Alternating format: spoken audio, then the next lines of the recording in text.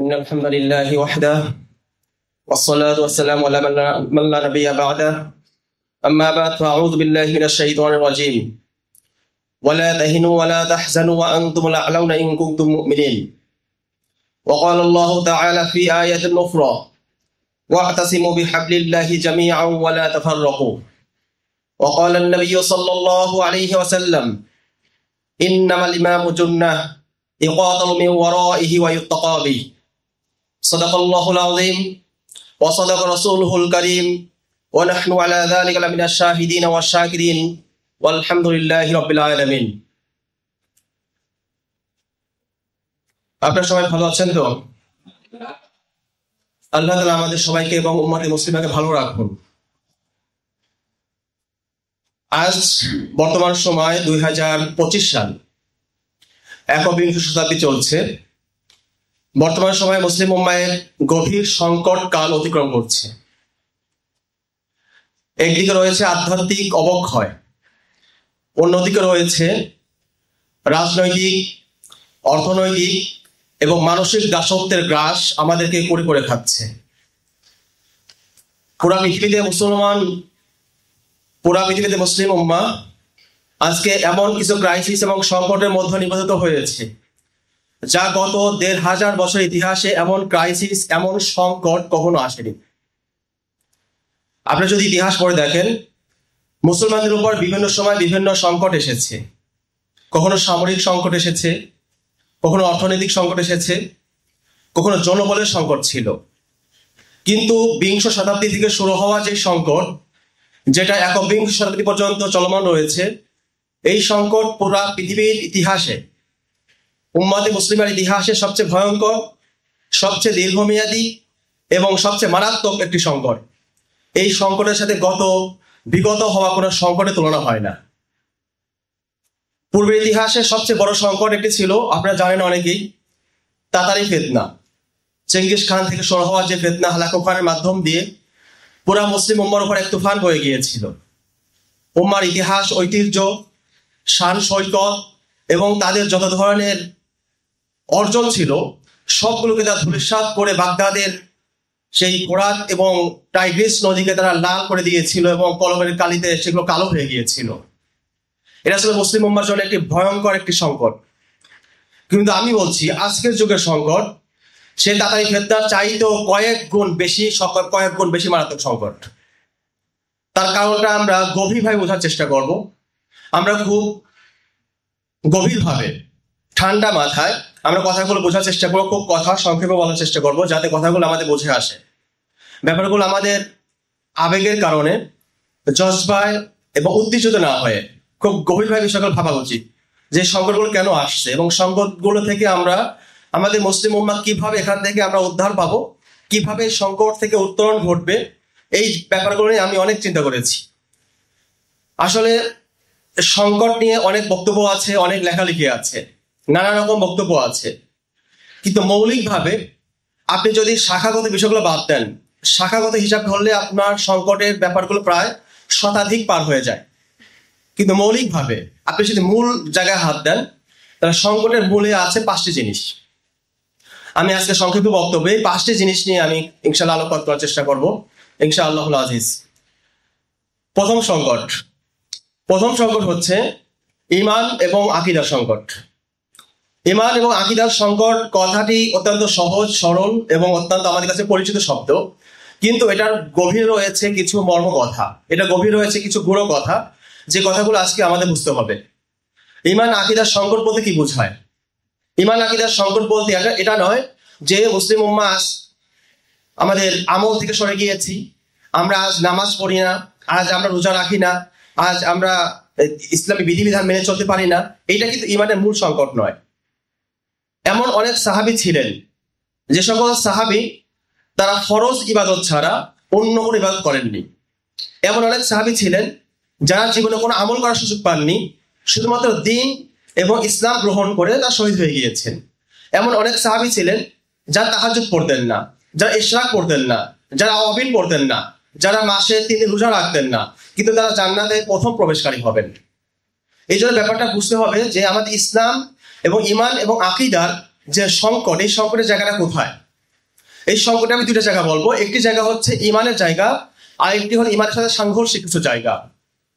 ইমানের জায়গা থেকে যে জায়গা, সেটা হচ্ছে কালিমাতুত তাওহীদের অর্থ, কালিমাতুত তাওহীদের দাবি, কালিমাতুত তাওহীদের দাওয়াত আমাদের কাছে যথাযথভাবে পৌঁছানো হয়নি।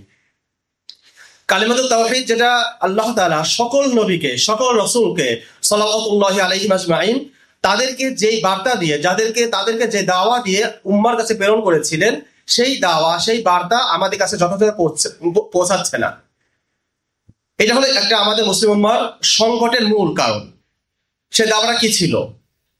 আল্লাহ তাআলা ইরশাদ করেছেন, আউযু বিল্লাহি মিনাশ শাইতানির রাজিম, ওয়া লাকাদ বাআথনা ফি কুল্লি উম্মাতিন রাসূলান আন ইয়াবুদুল্লাহা ওয়া ইয়াজতানিবুত তাগুত। আমি প্রত্যেক জাতির কাছে রসুল প্রেরণ করেছি দুইটা বার্তা দিয়ে, আনি আবুদুল্লাহ, আল্লাহ তাআলা ইবাদত করবে, ওয়াজতানিবুত তাগুত, এবং তাগুতকে বর্জন করবে। তো দুইটা কথা, এই দুইটা কথার মধ্যেই রয়েছে দুটো অ্যাটম বোম। এই দুইটা কথার মধ্যে রয়েছে এমন দুটা বার্তা, যেই দুইটা বার্তাকে পুরা পৃথিবীর যারা আল্লাহ বিরোধী, যারা আল্লাহকে মানে না, যারা আল্লাহকে অস্বীকার করে, তাদের জন্য এই দুটো হচ্ছে অ্যাটম বোমের মতো শক্তি ব্যবহার করে। কিন্তু এই কথা, এই দাওয়া যেটা আমরা কালিমাতুত তাওহীদ লা ইলাহা ইল্লাল্লাহ এই কালিমার মাধ্যমে আমরা প্রকাশ করি, এই কালিমা আজকের পৃথিবীতে কোনো কাফের অন্তরে কম্পন সৃষ্টি করতে পারে না। এই কালিমা কোনো তাগুতকে তার অন্তরের মধ্যে ভীতি তৈরি করতে পারে না। এই কালিমা বর্তমান পৃথিবীকে, আমাদের মুসলমানদের রাজত্ব, ক্ষমতা এবং কর্তৃত্ব প্রকাশ করতে পারে না। তো এই কালিমার শক্তি কোথায় গেল? এই কালিমার শক্তি কি হারিয়ে গিয়েছে? বাস্তবতা হলো, এই কালিমার যদি আপনি সঠিক ব্যাখ্যা, এই কালিমার যদি সঠিক বার্তা আপনি কি না পৌঁছান, তাহলে এই কালিমার শক্তি কখনো প্রকাশ পাবে না। এই কালিমা আপনি ইসরায়েলে পড়তে পারবেন, এই কালিমা আপনি আমেরিকাতে পড়তে পারবেন, এই কালিমা আপনি লন্ডন, মস্কো সব জায়গাতে পড়তে পারবেন। এই কালিমাকে কেউ বাধা দিবে না। কিন্তু মুহাম্মদ রাসূলুল্লাহ সাল্লাল্লাহু আলাইহি সাল্লাম, যিনি ছিলেন মক্কার সবচেয়ে প্রিয় ব্যক্তিত্ব, যিনি আল আমিন ছিলেন, সবার বিশ্বস্ত ছিলেন, তিনি যখন পাহাড়ের পাদদেশে দাঁড়িয়ে এই কালিমা পাঠ করেছিলেন, তখন মক্কার সকল লোক তার বিরুদ্ধে কেন দাঁড়িয়ে গেল? এখানে অবশ্যই এই কালিমার অর্থ, এই কালিমার ব্যাখ্যা, এই কালিমার কথার মধ্যে এমন কিছু পার্থক্য রয়েছে, যেই কালিমা মুহাম্মদ রাসূলুল্লাহ সাল্লাল্লাহু আলাইহি সাল্লাম বলার সময় যেই পাওয়ার ছিল, যেই ব্যাখ্যা ছিল, যেই বার্তা ছিল, সেটা আমাদের সেই কথার মধ্যে সেই পাওয়ার, সেই বার্তা, সেই মেসেজটা নেই। যার কারণে আমরা কালিমা বলছি, আমরা কালিমা পাঠ করছি, আমরা কালিমা পাঠের মাধ্যমে মুসলমান হচ্ছি, কিন্তু এই কালিমার পাওয়ার অনুভব করছি না। এই কালিমা দ্বারাই তো সাহাবায়ে কেরাম নগ্ন পায়ে, খালি মাথায়, তারা এক পোশাকে, তারা একটা তলোয়ার নিয়ে ওই যুগের পরাশক্তি দুইটাকে পরাজিত করেছিলেন। ওই যুগের যারা পরাশক্তি ছিল, রোম এবং পারস্য, সেই দুই জাতিকে মাত্র 10 থেকে 15 বছরের মধ্যে দুইটা জাতিকে একবার নিঃশেষ করে দিয়েছে, ধূলিসাৎ করে দিয়েছিলেন। এই কালিমা পাওয়াটা বুঝতে হবে। এই কালিমা পাওয়াটা আমরা ভুলে গিয়েছি। খুব সংক্ষেপে বলি, যেহেতু কথাগুলো অনেক লম্বা। সংক্ষেপে কালিমার দুইটা বার্তা রয়েছে, একটি হচ্ছে লা ইলাহা, আর একটি হলো ইল্লাল্লাহ। এই কথাগুলো আমাদের বোঝা দরকার যে লা ইলাহা বলতে কি বোঝায়। আল্লাহ ছাড়া কোনো ইলাহ নেই, আল্লাহ তাআলা ছাড়া কোনো মাবুদ নেই। ইলাহ কাকে বলে? ইলাহ বলা হয় এমন এক সত্তাকে, এমন এক অনুগত, এমন এক মর্যাদাবান সত্তাকে, যাকে সকল ক্ষেত্রে নিঃশর্ত আনুগত্য করা হয়। তো নিঃশর্ত আনুগত্য করা হয় যেই সত্তা, যার কথা মানার জন্য, যার আদেশ শোনার জন্য কোনো কিছুর প্রয়োজন হয় না, কোনো কিছু জানার দরকার হয়, কোনো শর্তের দরকার হয় না। নিঃশর্ত আনুগত্য করা হয় যাকে, তাকে বলা হয় ইলাহ। বলুন, পৃথিবীতে আল্লাহ তাআলা ছাড়া নিঃশর্ত আনুগত্য করা যাবে এমন কোনো সত্তা আছে? কিন্তু এই কথা আমরা বলি, কিন্তু বাস্তবে আমরা এই বিশ্বাসটা আমরা ধারণ করতে পারি না। আমরা যখন বাস্তব জীবনে ফিরে যাই, আমরা যখন আমাদের জীবনে ফিরে যাই, তখন আমরা এমন অনেককে মানি যার মর্যাদা, যার স্থান আল্লাহ তাআলার উপরে হয়ে যায়।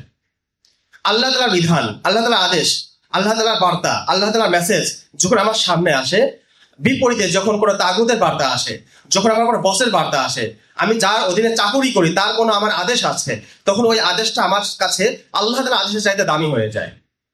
আল্লাহ তাআলার আদেশের চাইতে তার কথাটা বেশি গুরুত্বপূর্ণ হয়ে যায়। এই জায়গায় আমি লা ইলাহা ইল্লাল্লাহ, আল্লাহ তাআলা ছাড়া যে কাউকে মানা যাবে না, এই কালিমার বাণী, এই কালিমার মেসেজ, এই কথার উপর আমরা আমল করতে পারলাম? এটাই চলতেছে বর্তমান পৃথিবীতে, যে আমরা আল্লাহ তাআলাকে বলছি আল্লাহ তাআলা ছাড়া কোনো মাবুদ নেই, এই কথাটার ব্যাখ্যা আমরা সংকীর্ণ করে ফেলেছি। সেটা কোথায়? যে আল্লাহ তাআলা ছাড়া কোনো মাবুদ নেই, অর্থ হলো আল্লাহ তাআলা ছাড়া আমরা কারোর সামনে না মাথা নত করবো না, অর্থাৎ নামাজ পড়বো না, সিজদা করবো না, একমাত্র আল্লাহ তাআলা ছাড়া সিজদা করবো। কিন্তু আনুগত্য, রাষ্ট্র, প্রশাসন, সমাজ, ব্যক্তি, পরিবার সকল ক্ষেত্রে আমার আনুগত্য এবং আমার আত্মসমর্পণ হবে বর্তমান যে মানব রচিত যে তন্ত্র এবং মন্ত্র রয়েছে সেগুলোর জন্য। আজকের যুগের মানুষ আইন, শাসন, বিচার সকল ক্ষেত্রে তারা মানতেছে কোন বিধান? আল্লাহর বিধান না মানব রচিত বিধান? তা মানব রচিত বিধানকে যদি কোনো ব্যক্তি মানে, তাহলে সে ব্যক্তি লা ইলাহা ইল্লাল্লাহ এই কালেমা সে বিশ্বাসী হলো না, এই কালেমাকে সে বুঝেইনি। এই কালেমা না বুঝে সে একসাথে বলছে আমি আল্লাহ তাআলাকে ইলাহ হিসেবে গ্রহণ করেছি, আল্লাহ তাআলাকে একমাত্র ইলাহ হিসেবে আমি মেনে নিয়েছি। অন্যদিকে সে সকল ক্ষেত্রে একমাত্র শুধুমাত্র মৌলিক কিছু ইবাদত ছাড়া দুনিয়ার বাকি সকল ক্ষেত্রে সে আল্লাহ তাআলা ছাড়া বাকি সকল মানুষের বানানো তন্ত্র এবং মন্ত্রকে সে মেনে চলছে এবং তার সামনে মাথা নত করছে। এই জন্য আজকে এই কালেমার যে দাওয়াত, এই কালেমার যে পাওয়ার, এই কালেমার যে বার্তা, এই কথাটা আমাদের অন্তরে পতিত হয়নি, এই কথাটা আমাদের অন্তরে গ্রথিত হয়নি। যদি এই কথাটা আমাদের অন্তরে গ্রথিত থাকতো, তাহলে আজকে আল্লাহ তাআলা ছাড়া পৃথিবীর বানানো সকল আইন, সকল তন্ত্র এবং সকল মন্ত্রকে লাথি মেরে মুসলমানরা একমাত্র আইন হিসেবে গ্রহণ করতে কোরআন এবং সুন্নাহকে। এবং কোরআন এবং সুন্নাহকে যদি আজকের যুগে মুসলমানরা আজকের যুগেও বর্তমান যে তাদের যেই পরিমাণ আসবাব উপকরণ রয়েছে এইগুলো সহকারে যদি আজকের দিনে 2025 সালে আজকে আগস্টের 28 তারিখে এখন যদি মুসলমান সবাই বলে যে আমরা লা ইলাহা ইল্লাল্লাহ এই কালেমার প্রকৃত অর্থের উপর আমরা ঈমান আনলাম এবং আজকে আল্লাহ তাআলার বিধান ছাড়া, কোরআনের আইন ছাড়া বাকি মানুষের বানানোর সকল তন্ত্র মন্ত্রকে বর্জন করলাম, আমি ঘোষণা দিচ্ছি আগামীকাল মুসলমানরা পুরোপুরি বিজয় হয়ে যাবে।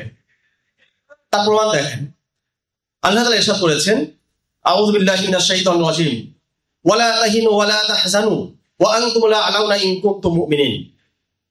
তোমরা হীনমন্য হয়ো না, দুর্বল হয়ো না, ওয়ালা তাহজানু এবং তোমরা চিন্তিত হয়ো না, পেরেশান হয়ো না। কাফেরদের অস্ত্র দেখে, মার্কিনীদের বিমান দেখে, রাশিয়ার ক্ষেপণাস্ত্র দেখে তোমরা চিন্তিত হয়ো না, তোমরা এটা নিয়ে তোমরা পেরেশান হয়ো না।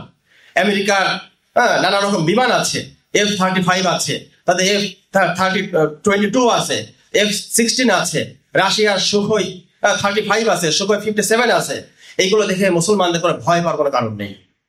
আল্লাহ তাআলা ঘোষণা দিচ্ছেন ও আনতুম লা আলাউন, তোমরাই বিজয়ী হবে। ও আনতুম লা আলাউন আরবি ব্যাকরণ হিসেবে ও আনতুম লা আলাউন, আল আউলের শুরুতে আলিফ লাম আসার কারণে এখানে তাকিদ গুরুত্বের সাথে আল্লাহ বলেছেন ও আনতুম লা আলাউন, তোমরাই বিজয়ী হবে। শর্ত শুধু একটা, ইন কুনতুম মুমিনিন, যদি তোমরা মুমিন হও। এখন বলেন এখানে দুইটা কথা রয়েছে। একটা কথা হলো যে মুমিন যারা তারা বিজয়ী হবে। আজকের পৃথিবীতে আমরা যারা মুমিন দাবিদার আমরা বিজয়ী না পরাজিত? আমরা পরাজিত। এর অর্থ হলো আমরা মুমিন না। যদি প্রকৃত মুমিন হতাম, আল্লাহ তাআলার ওয়াদা সত্য, আমি এখানে যে দাঁড়িয়ে আছি আমার অস্তিত্ব যতটুকু সত্য তার চাইতে লক্ষ কোটি গুণ সত্য হলো আল্লাহ তাআলার দাবি। সুতরাং আল্লাহ তাআলা বলছেন তোমরাই বিজয়ী হবে, তোমরাই উঁচু হবে যদি তোমরা মুমিন হয়ে থাকো। তা আজকে পুরা পৃথিবীতে আদমশুমারিতে মুমিনদের সংখ্যা কত? প্রায় 2 বিলিয়ন। 2 বিলিয়নের অর্থ বোঝেন? 200 কোটি। প্রায় 200 কোটি মুসলমান যদি একটা নারায়ে তাকবীর দেয়, পুরা পৃথিবীতে হোয়াইট হাউস থাকবে? থাকবে না, ভেঙে পড়বে। 2 বিলিয়ন লাগবে না। আপনি যদি 2 কোটি মুসলমান এক জায়গায় সমবেত হয়, এক জায়গায় জমায়েত হয়, এই জমায়েত যথেষ্ট কাফেরদেরকে ধ্বংস করার জন্য, কাফেরদেরকে পরাজিত করার জন্য।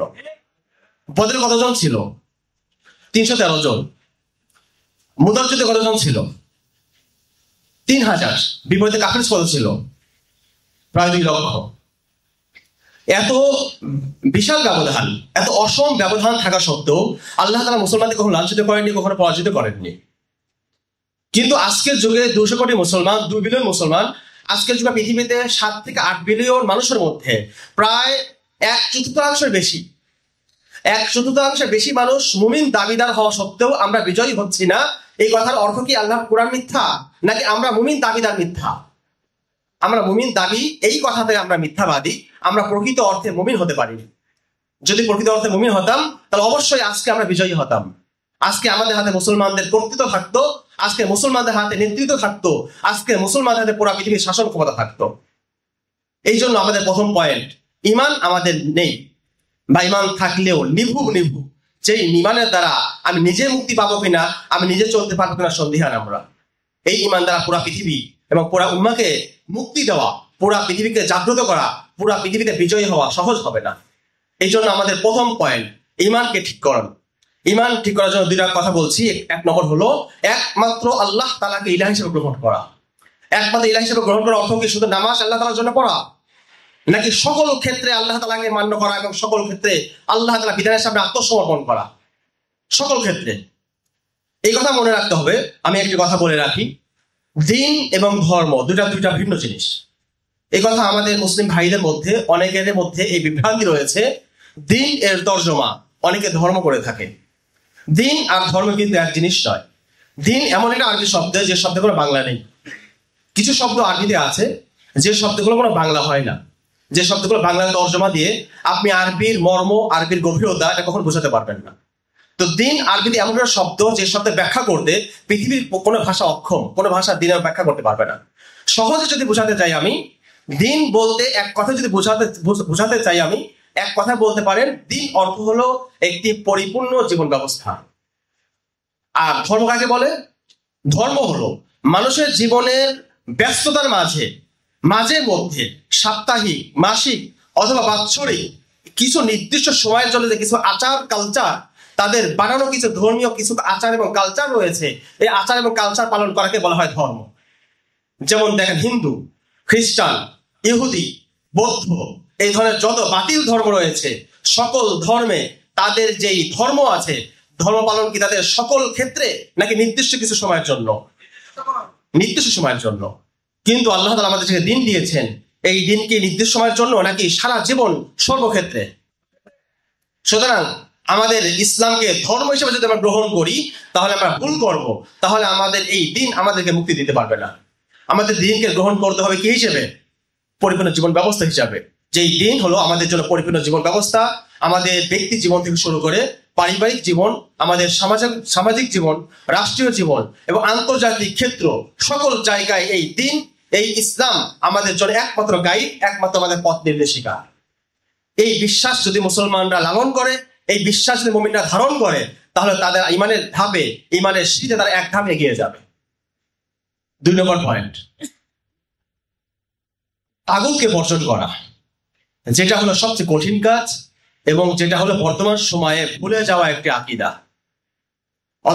অথচ আম্বিয়ায়ে কেরাম আলাইহিমুস সালাতু ওয়াস সালাম তারা তাদের জাতির কাছে শত্রু হয়েছিলেন। আম্বিয়ায়ে কেরাম তারা তাদের জাতির কাছে শত্রু হয়েছিলেন কিনা? শত্রু হয়েছিলেন কিনা বলেন তো? আল্লাহ তাআলার ইবাদত দাওয়াত দেওয়ার জন্য নাকি তাগুত বর্জনের জন্য? তাগুত বর্জনের জন্য। আল্লাহ তাআলা ইবাদত দাওয়াত দিলে আপনাকে কেউ খারাপ বলবে না। আপনি যারা তাবলীগ করেন, আমরা এক সময় তাবলীগ করছি, তাবলীগের কিছু ভালোবাসার দিক আছে। তাবলীগের মধ্যে যেই বার্তাগুলো দেওয়া হয়, সেই বার্তাগুলো দেওয়া হয় কি বার্তা বলেন তো? পজিটিভ বার্তা, যে ভাই আসেন, আল্লাহর দিকে আসেন, ভালো কাজের দিকে আসেন, নামাজের দিকে আসেন, জান্নাতের দিকে আসেন, এই বার্তাটুকু দেওয়া হয়। এই বার্তায় কি কেউ নাখোশ হয়? এই বার্তাটুকু ইসরায়েলের সরকার পর্যন্ত অনুমতি দেয়। আপনারা দেখেছেন ইসরায়েল সৈন্যবাহিনীর মধ্যে মুসলিম নামধারী, আমি মুসলিম বলছি না, মুসলিম নামধারী কিছু সৈন্য আছে যারা অভিযানে যাওয়ার সময় তারা গাড়িতে বসে নামাজ পড়ে। দেখেছেন কিনা? এরা মুসলিম না, মুসলিম নামধারী। এ মনে করছে মুসলিম, সে মনে করছে আমি নামাজ পড়ছি মানে আমি মুসলিম হয়ে গিয়েছি। সে কাফেরদের মধ্যে থেকে মুসলমানদের বিরুদ্ধে অস্ত্র পরিচালনা করছে, সে নিজেকে মুসলিম দাবি করছে। তো তাগুত বর্জন, ইসরায়েল স্পষ্ট তাগুত, সে তাগুত বর্জন করেনি। তাগুত যদি আপনি বর্জন না করেন তাহলে আপনার ইসলাম পরিপূর্ণ হবে না, আপনার ঈমান পরিপূর্ণ হবে না। এই দিন, এই ইসলাম আল্লাহ তাআলা আপনার থেকে গ্রহণ করবেন না। এই জন্য তাগুত বর্জন এটা হলো সবচেয়ে কঠিন কাজ, যেই কারণে বিভিন্ন সময় মানুষ লা ইলাহা ইল্লাল্লাহর মধ্যে যে আল্লাহর ইবাদত করা, আল্লাহ তাআলাকে একমাত্র রব হিসাবে গ্রহণ করা, এই কথাটুকু তো অনেকে দাওয়াতে বলে, কিন্তু তাগুতকে বর্জন করা এই কথাটা অনেকে এড়িয়ে যায়। হেকমতের নামে অনেকেই বলে যে এই কথাটা বলা যাবে না, বললে সমস্যা হবে। তো হেকমত কতদিন চলে বলেন তো?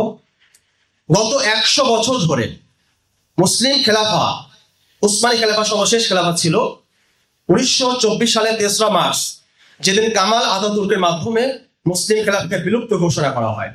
এবং পুরা পৃথিবীর উম্মাহকে এতিম করে দেওয়া হয়। সেদিন থেকে আজকে 2025 সালে আজকে 28শে আগস্ট পর্যন্ত আজকে 101 বছর হতে চললো। আজ পর্যন্ত এই হেকমার সীমানা, এই হেকমার মেয়াদ এখনো যদি শেষ না হয়, তাহলে এই হেকমার মেয়াদ কিয়ামত পর্যন্ত শেষ হবে না। আপনার হেকমা করতে থাকবেন, আর দাওয়াত গুলো কবরস্থ হতে থাকবে, আর মুসলমানরা তাদের ঈমান এবং তাদের ইসলামকে বিসর্জন দিয়ে তারা অপদস্থ, লাঞ্ছনা এবং দাসত্বের জীবন যাপন করতে বাধ্য হবে। মুসলমানদের মুক্তি দিতে চান, কিন্তু আল্লাহর কালিমা, ইসলামের দাওয়া, কালিমায় তাওহীদের কথাকে আপনি সুউচ্চ করতে চান না, আপনি এই দাওয়াকে মানুষের কাছে পৌঁছাতে চান না, আপনি দাওয়া পৌঁছাতে ভয় পান, তাহলে আপনি ইসলামের বিজয়ী সৈন্য হওয়ার জন্য যে দাবি করেন, এই দাবিতে আপনি মিথ্যাবাদী, এই দাবিতে আপনি মুনাফিক, এই দাবিতে আপনি গাদ্দার। এইরকম দাবিদার বর্তমান পৃথিবীতে আছে কিনা? মুসলমানদের মধ্যে অনেকে মনে করে যে আমরা মুসলমানদের হারানো ঐতিহ্য, আমাদের মুসলমানদের হারানো যে সম্মান ফিরিয়ে নিয়ে আসবো। কিন্তু কিভাবে? ওয়াশিংটনকে খুশি করে। আমরা মুসলমানদের হারানো গৌরব ফিরে নিয়ে আসবো দিল্লির সাথে আঘাত করে। আমরা মুসলমানদেরকে আবার বিজয়ী করব লন্ডনের সাথে বৈঠক করে। এটা সম্ভব? কোশ্চেন কালে সম্ভব না। আপনি সিরাত করুন, সিরাতের মধ্যে রাসূলুল্লাহ সাল্লাল্লাহু আলাইহি ওয়াসাল্লামকে সমঝোতার আহ্বান জানানো হয়েছিল কিনা? মক্কার কাফেরদের পক্ষ থেকে কতগুলো চুক্তি আসছিল, কতগুলো তার কাছে প্রলোভন দেওয়া হয়েছিল। এমন কোন প্রলোভন ছিল না যেই প্রলোভন নবী করিম সাল্লাল্লাহু আলাইহি ওয়াসাল্লামের কাছে পেশ করা হয়নি। তার কি দরকার? তার সুন্দর মেয়ে দরকার, তার রাজত্ব দরকার, তার অর্থ দরকার, তার নেতৃত্ব দরকার। সবকিছু মক্কাবাসী দিতে চেয়েছিল কিনা? তিনি গ্রহণ করেছিলেন? তারা শুধু একটা দাবি করেছিল যে আপনি ইবাদত করেন, আমার আপত্তি নেই, শুধুমাত্র আপনি আমাদের মূর্তির সমালোচনা করবেন না। আপনি আমাদের লাত, উজ্জা, হুবাল, এই আমাদের যে মূর্তি, আমাদের যেই আমরা যাদের উপাসনা করি, এই উপাসনাগুলো শুধু সমালোচনা করবেন না, এগুলো নিন্দা করবেন না। তাহলে আমার কিছু বলবো না, এমনকি আপনাকে আমরা অনেক অনেক কিছু আপনার সুবিধা দিয়ে দেব। আল্লাহ তাআলা বলেছেন, অদ্দু লাউ তুদহিনু ফায়ুদহিনুন। অদ্দু, তারা চায়, কাফেররা তো এটাই কামনা করে। লাউ তুদহিনু, হ্যাঁ, যদি আপনিও কি হতেন, তাদের জন্য একটু নমনীয় হতেন, যদি একটু সহজ হতেন। ফায়ুদহিনুন, তাহলে তারাও আপনার প্রতি, আপনার সঙ্গীদের প্রতি তারা সহনীয় হতো, নমনীয় হতো। রাসূলুল্লাহ সাল্লাল্লাহু আলাইহি ওয়াসাল্লাম সাহাবায়ে কেরামের প্রতি মহব্বত কম ছিল না বেশি ছিল? বেলাল রাদিয়াল্লাহু তাআলা আনহুকে যখন বালুর মধ্যে চেপে রেখে তাকে যখন কষ্ট দেওয়া হচ্ছিল, তাকে নির্যাতন করা হচ্ছিল, রাসূলুল্লাহ সাল্লাল্লাহু আলাইহি ওয়াসাল্লাম কষ্ট পাননি? রাসূলুল্লাহ সাল্লাল্লাহু আলাইহি ওয়াসাল্লাম এই উম্মাহকে বাঁচানোর জন্য তিনি কোন কাফেরদের সাথে সন্ধি করেছিলেন? তাদের সাথে আপোষ এসেছিলেন? কোনো আপোষ করেননি। এই কথা মনে রাখতে হবে, ইমানের সাথে কোনো আপোষ নেই। ইমান এবং দ্বীনের সাথে কোনো আপোষ করার কোনো সুযোগ নেই। আপনি যদি ইমান এবং ইসলামের সাথে আপোষ করেন, তাহলে আপনার দ্বীন এবং ইমান ঠিক থাকবে না। আজকের যুগে অনেক মানুষ এই মুসলমানদেরকে বাঁচানোর কথা বলে, মুসলমানদের উদ্ধার করার কথা বলে, তারা দ্বীন এবং ইমানের সাথে আপোষ করে যাচ্ছে। যে আলোচনা আমি ইনশাআল্লাহ কিছু পরে করবো ইনশাআল্লাহ। তো আমি যেটা কালিমাতুত তাওহীদের কথা বলছিলাম, যে দুইটা পার্ট আমাদের মাথায় রাখতে হবে। এক নম্বর হচ্ছে আল্লাহ তাআলা ছাড়া অন্য কারোর সামনে ইবাদতের অর্থ হলো আত্মসমর্পণ। এই কথা মাথায় রাখবো আমরা। ইবাদতের মানে শুধুমাত্র সিজদা দেওয়া না, ইবাদতের মানে শুধু রোজা রাখা না, ইবাদতের মানে শুধু হজ করা নয়, ইবাদতের মানে শুধু মাঝে মাঝে যাকাত এবং যাকাতের শাড়ি দেওয়া নয়, ইবাদতের মানে মাঝে মধ্যে ওমরা করে মাথা ঘুরনা দেওয়া নয়। ইবাদতের অর্থ অনেক ব্যাপক। ইবাদত বলতে বোঝানো হয় যেই সত্তার সকল কথা আপনি নিঃশর্ত ভাবে মানতে পারেন, ওই ব্যক্তি এই মান্যতাকে, ওই ব্যক্তির জন্য আপনার এই আত্মসমর্পণকে বলা হয় ইবাদত। আর যার সামনে এই আত্মসমর্পণ, যার জন্য আপনার এই মান্যতা, ওই সত্তাকে বলা হয় মাবুদ। এই সংজ্ঞা অনুযায়ী আজকের যুগে আল্লাহ তাআলাকে পরিপূর্ণভাবে মাবুদ হিসাবে গ্রহণ করার সংখ্যা 2 বিলিয়ন হবে নাকি 200 জন বা 2000 বা 2 লক্ষ হবে? হাতে গোনা অল্প কিছু হবে, 2 বিলিয়ন হবে না। এই জন্য আল্লাহ তাআলাকে যদি পরিপূর্ণ মাবুদ হিসেবে গ্রহণ করতে হয়, তাহলে আমাদের ব্যক্তি জীবন থেকে শুরু করে রাষ্ট্র জীবন এবং আন্তর্জাতিক অঙ্গন প্রতিটা জায়গায় আল্লাহ তাআলার বিধান, আল্লাহ তাআলার আইনকে একমাত্র সঠিক, একমাত্র মাধ্যম, একমাত্র গ্রহণযোগ্য দিন হিসেবে মেনে চলতে হবে এবং এটা বিশ্বাস করতে হবে। আর 2 নম্বর কাজ কি? তাগুত বর্জন করা। তাগুত বর্জন করা ছাড়া ঈমান কখনো পরিপূর্ণ হবে না। এটা কোরআনের মধ্যে অসংখ্য আয়াতের মধ্যে আল্লাহ তাআলা তাগুত বর্জনের কথা বলেছেন। যেমন সূরা বাকারার মধ্যে অন্য একটা আয়াতের মধ্যে আল্লাহ ইরশাদ করেছেন, আউযু বিল্লাহি মিনাশ শাইতানির রাজীম, ফামান ইয়াকফুর বিত-তাগুত ওয়া ইউমিন বিল্লাহ ফাকাদ ইসতামসাকা বিল উরওয়াতিল উসতা। সুতরাং যে ব্যক্তি তাগুতকে অস্বীকার করবে এবং আল্লাহর প্রতি ঈমান আনবে, সে ব্যক্তি শক্ত রশি, শক্ত হাতলকে সে আঁকড়ে ধরল। সত্য শাহাদাতের নাম কি?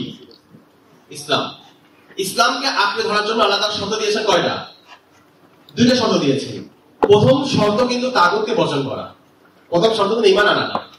আল্লাহ তাআলা প্রথমে বলেছেন ফামান ইয়াকফুর বিত-তাগুত, যে তাগুতকে অস্বীকার করবে, তাগুতকে বর্জন করবে, ওয়া ইউমিন বিল্লাহ, এবং আল্লাহর প্রতি ঈমান আনবে, ওই ব্যক্তিকে বলা হচ্ছে ফাকাদ ইসতামসাকা বিল উকওয়াতিল উসকা, তাহলে সেই ব্যক্তি শক্ত মজবুত হাতলকে সে আঁকড়ে ধরতে পারবে। সুতরাং তাগুতকে বর্জন করা যদি কোন মুমিন দাবি করে, তাহলে সে মুমিন দাবিদারের ক্ষেত্রে মিথ্যাবাদী। এই কথা, এই দাওয়াত যদি মুসলিম উম্মার কাছে পৌঁছানো হয়, আর মুসলিম উম্মাহ যদি এই দাওয়াত গ্রহণ করে, যদি এই কালিমার এই অর্থ বিশ্বাস করে, তাহলে তারা পরিপূর্ণ মুমিন হবে এবং তারা বিজয়ের দিকে এক ধাপ এগিয়ে যাবে ইনশাআল্লাহ। ঈমানের সংকটের ক্ষেত্রে আমি দুইটা কথা বলেছিলাম। একটা কথা হলো ঈমানের সাথে সম্পৃক্ত ঈমানের বিষয়, বিতর্কিত বিষয়।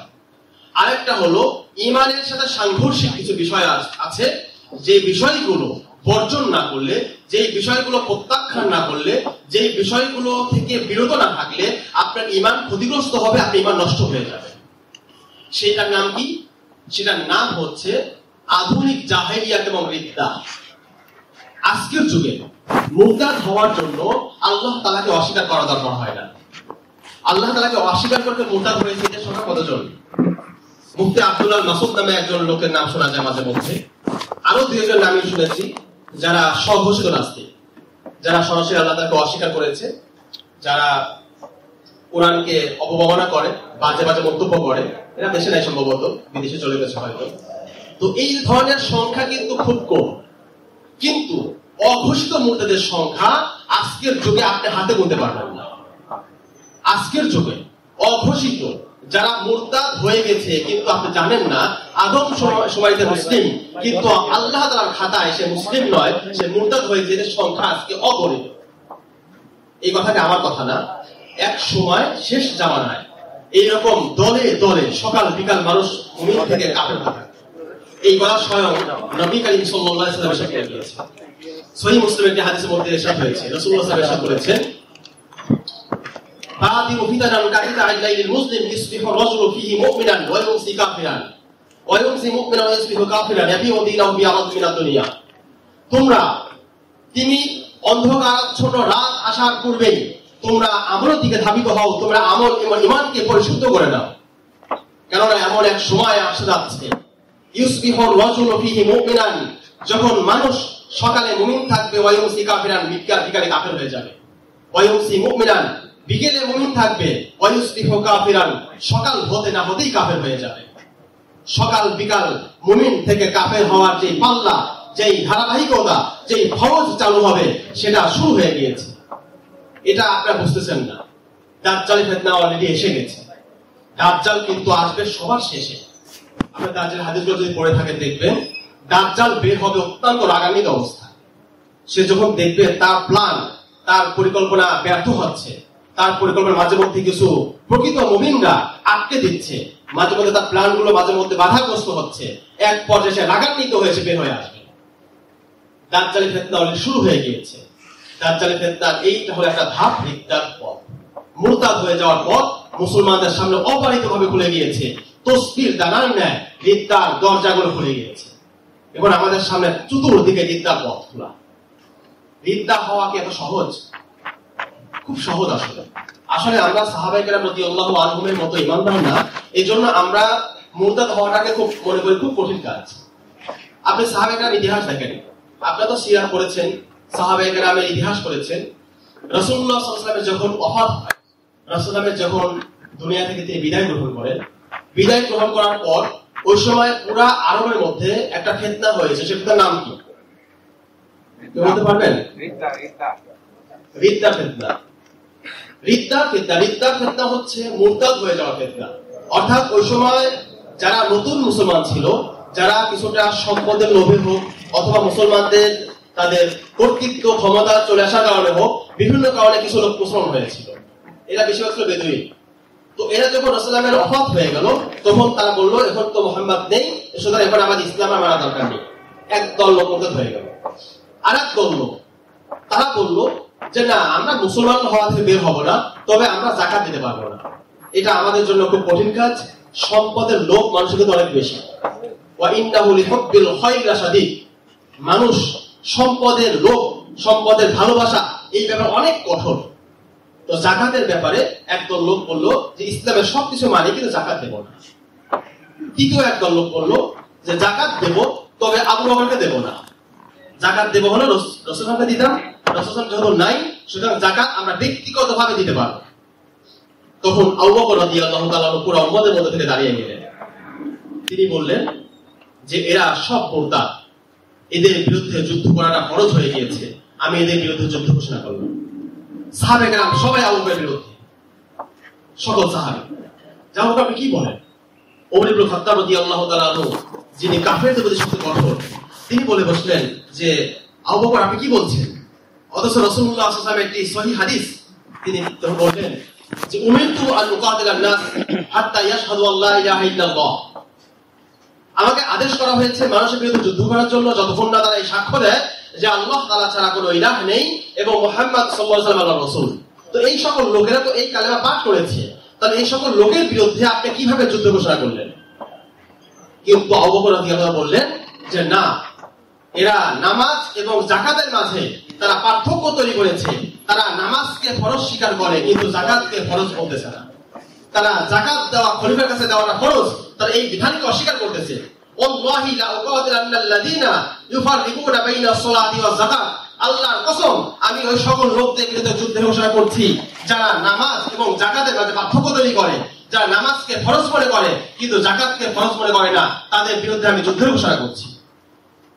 ওমর ইবনে খাত্তাব রাদিয়াল্লাহু তাআলা বললেন, ব্যাপারটা আমি বুঝতে থাকলাম, চেষ্টা করলাম। এক পর্যায়ে আল্লাহ তাআলা আমার সহিহ সদর করে দিলেন, আমার অন্তর প্রশস্ত হয়ে গেল এবং আমি বুঝতে পারলাম যে আবু বকর রাদিয়াল্লাহু তাআলা যেটা কথা বলেছেন সেটাই হলো হক কথা। এরপর সকল সাহাবা কেরাম আস্তে আস্তে বুঝে আসলো যে না, আবু বকর রাদিয়াল্লাহু তাআলা দ্বীনের পক্ষে যে দাঁড়িয়ে গিয়েছেন, তিনি যে দ্বীনের কোন একটা বিধান কমতি হবে, কোন একটা বিধান অপূর্ণ থেকে যাবে, কোন একটা বিধানের উপর আঘাত আসবে, আর আবু বকর রাদিয়াল্লাহু বেঁচে থাকবেন, এই কথা আবু বকর রাদিয়াল্লাহু হতে দেন। আয়াত বছর ইসলাম ও আবু বকর হাই, ইসলাম অপূর্ণ হয়ে যাবে, ইসলামের একটা বিধানকে কেটে ফেলা হবে, আর আবু বকর বেঁচে থাকবে, এটা সম্ভব না। আবু বকর রাদিয়াল্লাহু তাআলা আমরা বলি আরহামু উম্মতি বি উম্মতি আবু বকর, আমরা খুব আমাদের প্রতিনিয়ত শুনি যে আবু বকর রাদিয়াল্লাহু তাআলা উম্মতের প্রতি সবচেয়ে রহমশীল ছিলেন, কিন্তু আপনারা জানেন না উনি ইসলামের দ্বীনের ব্যাপারে ওমর রাদিয়াল্লাহু তাআলার সাথে কঠোর ছিলেন বেশি। তার প্রমাণ হলো ওই দিন যদি আবু বকর না দাঁড়াতেন, একা এক সাহাবী, তিনি যদি ওই দিন এই মিথ্যার বিরুদ্ধে না দাঁড়াতেন, তাহলে ওই দিন যাকাত অস্বীকার করা হতো, এর পরবর্তীতে হজ অস্বীকার করা হতো, এবার সিয়াম অস্বীকার করা হতো, এরপর অল্প কিছুদিনের মধ্যে পুরো ইসলাম অস্বীকার করা হতো। আবু বকর রাদিয়াল্লাহু তাআলা জিদ্দকে বন্ধ করে দিয়েছিলেন। এখন বলেন আবু বকর রাদিয়াল্লাহু তাআলা একটা বিধান না মানার কারণে তাদের বিরুদ্ধে মুরতাদ হওয়ার ফতোয়া দিয়ে তাদের বিরুদ্ধে যুদ্ধ শুধু ঘোষণা দিয়ে ক্ষান্ত হননি, অনেক যুদ্ধ করেছেন।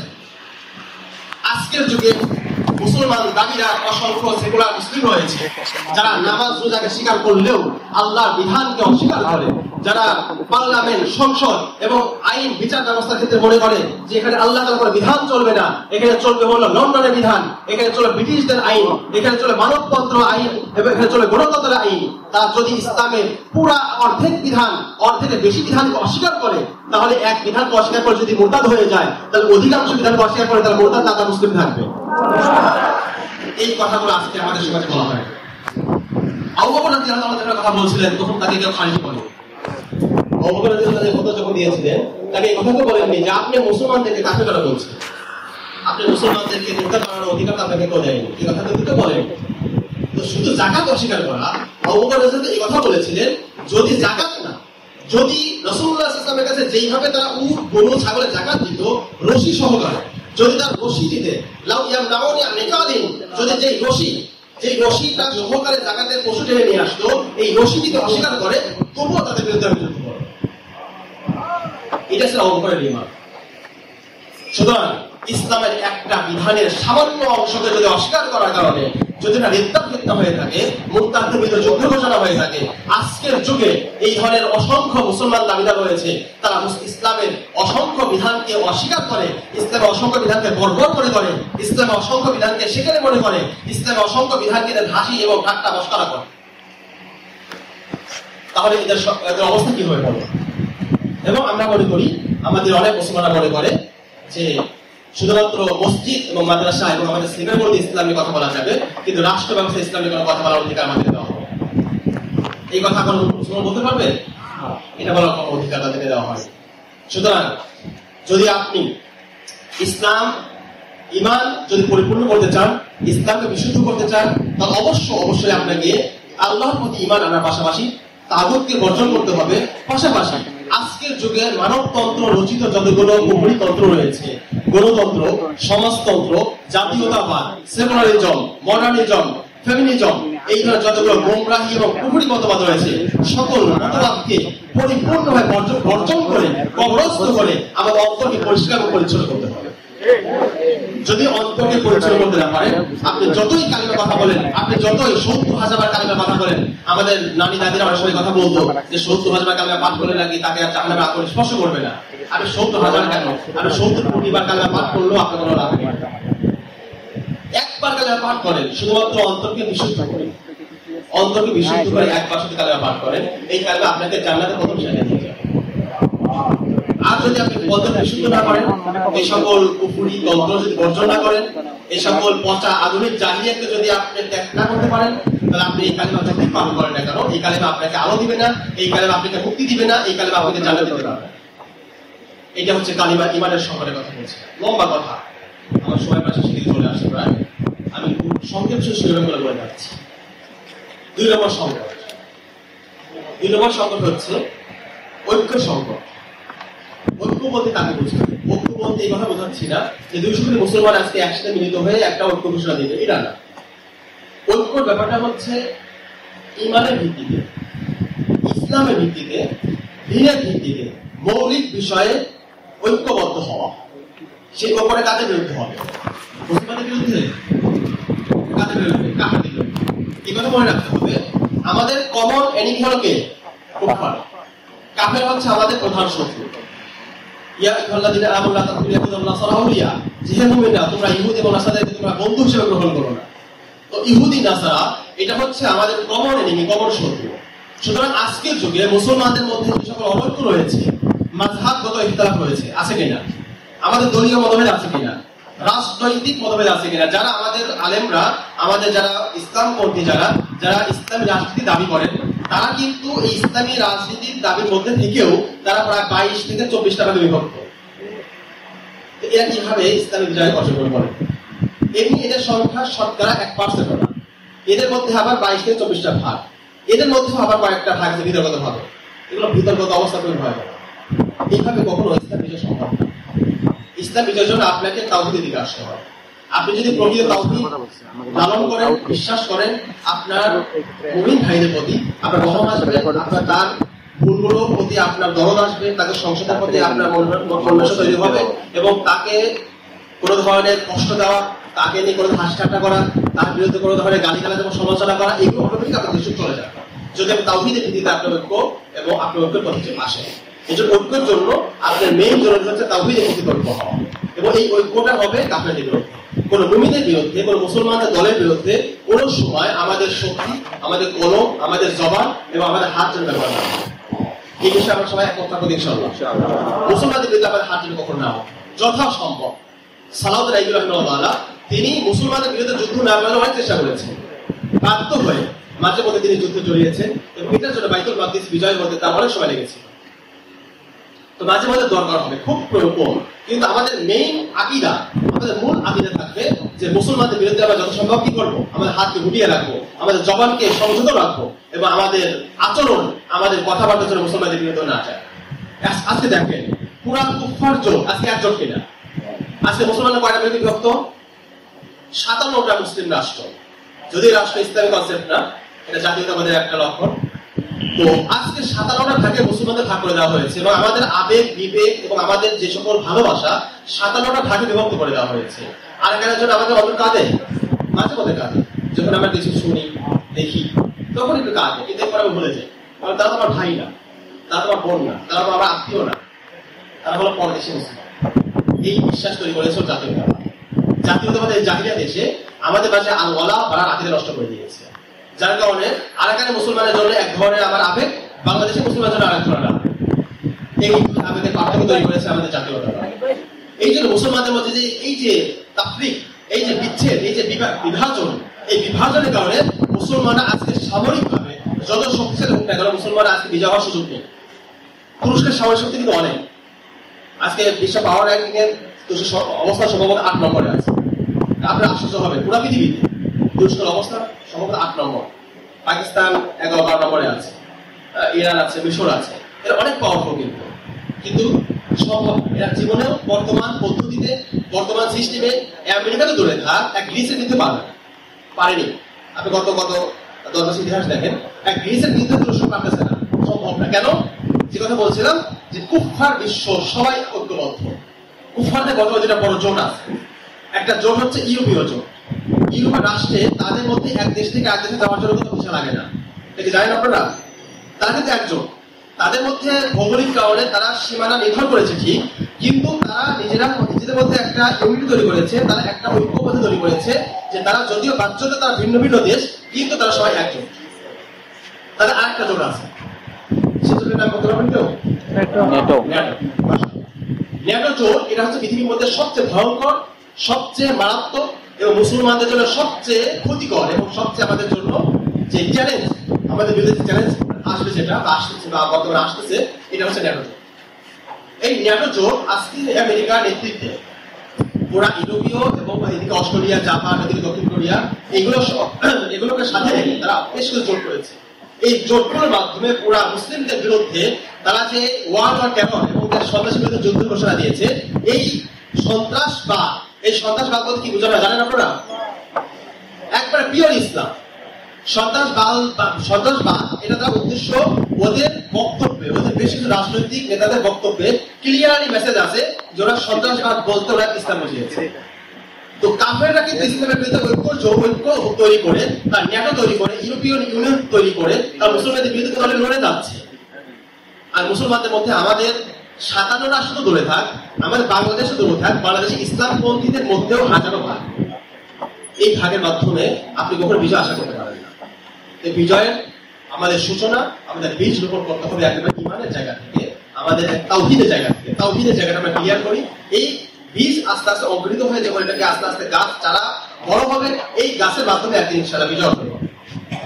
এই জন্য এই সকল পরিচিত কসমেটিক ঐক্যের মাধ্যমে আমরা কোনো দিন বিজয় আশা করি না। 3 নম্বর পয়েন্ট হচ্ছে নেতৃত্ব সংকট। আজকের যুগে মুসলমানদের যাও বা সামরিক শক্তি, যাও বা অর্থনৈতিক শক্তি, আমাদের প্রযুক্তিগত শক্তি, অনেক কিছু আছে আমাদের, কিন্তু আমাদের কোনো নেতা আছে? আমাদের কোনো যোগ্য নেতা নেই। এই জন্য আমাদের মধ্যে যোগ্য উপযুক্ত নেতা তৈরি করতে হবে, নেতৃত্ব তৈরি করতে হবে। এই নেতার জন্য আমাদের অনেকগুলো কাজ আছে।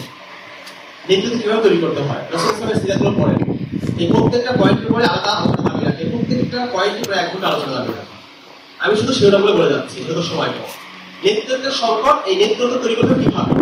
নেতৃত্বের জন্য প্রথম শর্ত হলো নেতৃত্বের কোনো লোক থাকা যাবে না। আজকের যুগে যারা ইসলামপন্থী নেতা যারা আছে, নেতৃত্বের কোনো লোক আছে না নাই? এটা নিয়ে মারামারি হয় কিনা, এটা নিয়ে নিজেদের মধ্যে দ্বন্দ্ব হয় কিনা, দল ভাগ হয়ে যায় কিনা। অথচ ইসলামের প্রথম নির্দেশনা হলো নেতৃত্বের প্রতি লোক থাকা যাবে না।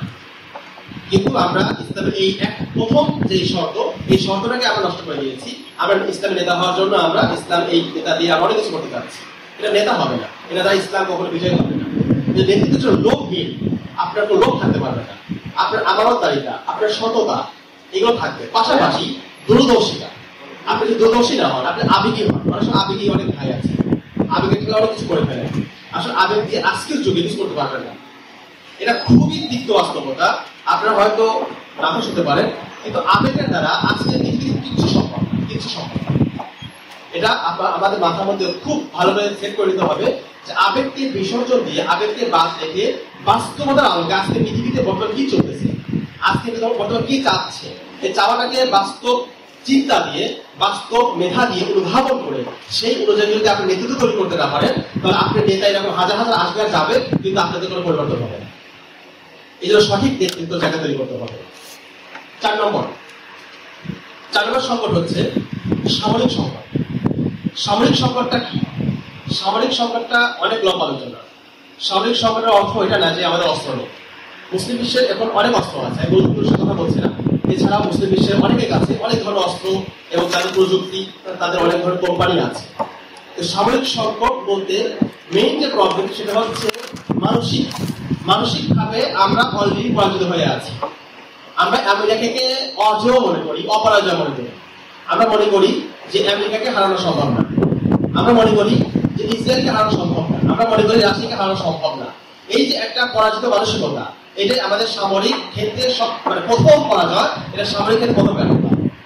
আপনার সামরিক যারা ইতিহাস পড়েছেন বা সামরিক নিয়ম জানেন, যুদ্ধের মধ্যে যদি কোনো দল অন্তর্দিক থেকে মানসিকভাবে যদি প্রথমেই নিজেদেরকে পরাজিত মনে করে ফেলে, তাহলে তারা যুদ্ধে অর্ধেক পরাজয় হয়ে যায়। তো আমরা মুসলমানরা অলরেডি অর্ধেক পরাজিত হয়ে আছি। এই জন্য আমাদের এই মানসিক জায়গাটা ফিরে আনতে হবে যে আমরা বিজয় হওয়া সম্ভব। এই কথা জিকির করতে হবে, প্রতিদিন আপনি একসাথে জিকির করবেন যে আমরা এটা বিজয়ী হব।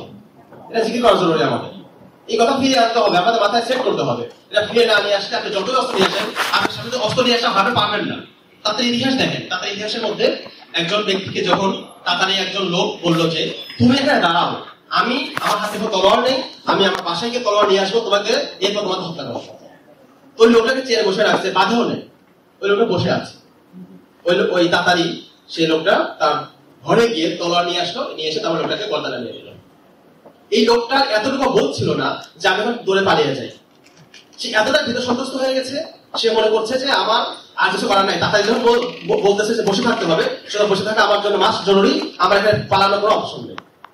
এটা ছিল পরাজিত মানসিকতা। আজকের যুগেও আমাদের আমেরিকা, ইউরোপ, রাশিয়া এদের যে প্রভাব, এদের সামরিক শক্তির কারণে আমাদের মানসিক ভাবে আমরা অনেক পরাজিত হয়ে গেছি। পাশাপাশি আরেকটা পয়েন্ট খেয়াল রাখবো আমরা, সামরিক অর্থ অস্ত্র এখন নাই আপনাদের, কিন্তু শারীরিক ভাবে আপনাকে এরকম প্রস্তুতি গ্রহণ করেছেন। আল্লাহ বলেছেন যে সামর্থ্য অনুযায়ী, তোমাদের সামর্থ্য অনুযায়ী প্রস্তুতি গ্রহণ করো। আমাদের সামর্থ্য অনুযায়ী আপনি দৌড়ান, হাঁটেন, সাঁতার কাটেন, মার্শাল আর্ট দেন, জিম করেন, নিজে কাজ নিজে করতে পারেন, অধিকাংশ জব আসবে না। আমরা সবাই এখন বিলাসী হয়ে গেছি। আমরা সবাই এখন ভালো ভালো গাড়িতে চড়ার চেষ্টা করি। আমরা আধা কিলোমিটার দূর রিক্সা যাওয়ার চেষ্টা করি। আমাদের 125 কিলোমিটার হাঁটছি আমরা মাদ্রাসা পড়াশোনাকালে, আর নিয়মিত হাঁটতাম প্রায় 4 থেকে 8 কিলোমিটার দূরে। কিন্তু আজকের যুগে এমন হয়ে গেছে যখন আমরা 200-300 মিটার তার রিক্সা যেতে হবে। এগুলো তো শরীর চর্চা, এগুলো তো আপনি করেন না। এই করাটা তো আপনার জন্য জরুরি। আপনার সামর্থ্য অনুযায়ী এতটুকু করলে আপনি জবাব দিতে পারতেন যে আল্লাহ আমি এই আজাদ পরিশ্রমের সাথে প্রস্তুতি গ্রহণ করেছিলাম। এইগুলো অনেক বিষয় আছে এখানে। সামরিকভাবে আমরা মানসিকভাবে পিছিয়ে আছি, আমরা আমাদের শারীরিকভাবে যতটুকু সামর্থ্য সেই সক্ষমতা আমরা যথাযথভাবে পালন করতে পারতেছি না। বাস্তব সংকট, এলিমের সংকট এবং জ্ঞানের সংকট। আমরা কিন্তু আবেগী, আমরা অত্যন্ত আমরা ইদানিং ফ্যান্টাসিতে ভুগি। এগুলোতে বের হয়ে আসতে হবে। এলেম শিক্ষা অর্জন করে। এলেম ছাড়া আপনাকে যে কেউ ধোঁকা দিবে, আপনাকে বিভিন্ন দল ধোঁকা দিবে, কাফের ধোঁকা দিবে, আপনাকে বিভিন্ন যে সকল ভ্রান্ত দল আছে তারা ধোঁকা দিবে, আপনাকে যে কেউ আপনাকে টিস্যু হিসেবে ব্যবহার করবে। এই জন্য এলেম শিখে, এলেম শিক্ষার 2টা পদ আছে, একটা হচ্ছে দিনী এলেম, একটা দুনিয়াবী এলেম। যাদের সামর্থ্য আছে দিনী এলেমের শিক্ষা করেন। ফরজে আইন কোর্স আছে, আমাদের মাদ্রাসাগুলোতে আছে, নানা মাদ্রাসায় আছে, অনলাইন অফলাইন আছে। এলেমটা শিখে, এলেম শিখা ছাড়া বিকল্প নেই। সাহাবায়ে কেরাম কিন্তু এলেম শিখার পথ কখনো বন্ধ রাখেননি। যুদ্ধ জিহাদ চলতেছে, এলেম শিক্ষা চালু আছে। বর্তমানে আফগান আছে, ওখানে কিন্তু যারা এখন বর্তমান প্রশাসনে আছেন, তারা কিন্তু জিহাদের ময়দানে তারা কিতাব নিয়ে যেতেন। এলেম শিখাকে কখনো বাদ দেবেন না, এলেম শিখা মৃত্যু পর্যন্ত থাকবে। এই জন্য এলেম শিখা এটা খুব জরুরি আজকের যুগের সংকট কাটানোর জন্য। এলেম শিখা বর্তমান অনেক আমাদের ভাইরা এই ব্যাপারে উদাসীন, আমাদের ভাইয়ের ব্যাপারে খুবই গাফেল, এলেম শিখতে চায় না, শুধু জিহাদ করে শুধু মরে যেতে চায়। এটা কিন্তু মেন কাজ না। জিহাদ করে মরে যাওয়া অবশ্যই সবের কাজ, কিন্তু এটা মেন টার্গেট না। মেন টার্গেট তো আল্লাহর দ্বীনকে প্রতিষ্ঠা করা। এটার জন্য আপনার প্রস্তুতি লাগবে না, নাকি আমরা প্রস্তুতি সবাই গুণ হয়ে গিয়ে শহীদ হয়ে যাবো, এটা কি কাজ? এটা কাজ না। এই জন্য আমাদের এলেম শিক্ষা এটা খুব জরুরি। এলেম শেখার জন্য বলছে দিনের ক্ষেত্রে আপনার ফরজে আইন শিক্ষা প্রত্যেকের জন্য জরুরি। আর সামর্থ্য থাকলে আপনারা আলেমের যদি হতে পারেন আরো বেশি ভালো হবে। আর যারা জেনারেল যারা আছেন, তার আজকের যুগের জন্য যে সকল বিষয় জরুরি, আজকের যুগের জন্য যেগুলো প্রয়োজনীয়, এই সকল বিষয় শেখেন, অপ্রয়োজনীয় বিষয়গুলো শিখবেন না। এই যে বিভিন্ন আপনাদের আছে, ইতিহাস আছে, বিভিন্ন ধরনের আপনাদের বাংলা মিডিয়াম আছে, বিভিন্ন ধরনের আপনার সমাজ বিজ্ঞান আছে, এগুলো কোনো প্রয়োজনীয় বিষয় না। আপনি আজকের যুগে শিখবেন এআই শিখবেন, আপনি আজকে শিখবেন সাইবার সিকিউরিটি শিখবেন, আপনি আজকের যুগে শিখবেন হয়তো আপনার ইঞ্জিনিয়ারিং শিখবেন, আপনি মেডিকেল শিখবেন, যেগুলো আজকের যুগের সামনে দরকার হবে। আপনারা বিশ্বাস করেন আগামীতে পুরো পৃথিবীতে একটা মহা যুদ্ধের সম্মুখীন হতে যাচ্ছে। এবং বর্তমান আমেরিকা, রাশিয়া, জাপান এবং বিভিন্ন রাষ্ট্র এবং তুরস্ক পর্যন্ত তার নানা রকম ব্যাংকার তৈরি করতেছে। কিন্তু তো সামনে কি হবে আমরা জানি না, আমরা আগে খবর বলতে পারি না। কিন্তু বর্তমান প্রস্তুতি থেকে মনে হচ্ছে আগামীতে নানা ধরনের সংকট, বড় ধরনের এক সংকট আসছে পুরো বিশ্ব জুড়ে। এই জন্য এখন থেকে যদি আপনারা এই ব্যাপারে প্রস্তুতি গ্রহণ না করেন, এইভাবে যদি আপনারা আগে থেকে যদি অনুসন্ধান এবং এই ব্যাপারে আগে থেকে যদি পুরোপুরিভাবে প্রিপারেশন না নেন, তাহলে মারাত্মক এক সংকটে পড়বেন, যে সংকট আপনার ইমানকে নষ্ট করতে পারে, আপনার জীবনকে নষ্ট করতে পারে। এই জন্য এখনই সময় আমাদের যে 5টা সংকট করলাম, এই সংকট গুলোর জন্য আমরা কাটিয়ে উঠতে পারি এবং আমরা যেন পরিপূর্ণ মুমিন হয়ে এই পৃথিবীতে আল্লাহর দ্বীন এবং তার বিধানকে প্রতিষ্ঠিত এবং বিজয়ী করতে পারি। আল্লাহ তাআলা আমাদেরকে সেই তৌফিক এবং ইনায়াত দান করুন। ওয়া আখিরু দাওয়ানা আলহামদুলিল্লাহি রাব্বিল আলামিন। আসসালামু আলাইকুম ওয়া রাহমাতুল্লাহি ওয়া বারাকাতুহু।